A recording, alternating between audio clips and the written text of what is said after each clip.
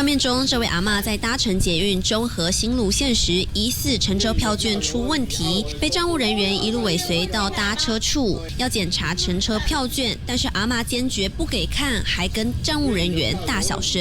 因为你的票有问题，我的工作需要看你的票。会进来吗？事发就在16号下午，阿嬷要搭乘中和新路线时，跟站务人员发生争执。由于民众搭乘捷运时常趁着人多跟进站逃票的做法，或是持敬老票票卡已经失效，或是身份不符，都会被站务人员不定时稽查。而这名阿嬷就是发生类似情况，才会被站务人员盯上。捷运公司也提醒，逃票除了要补缴起站到终点的票价，还要缴纳该路段票价50倍的违约金。以上最新主播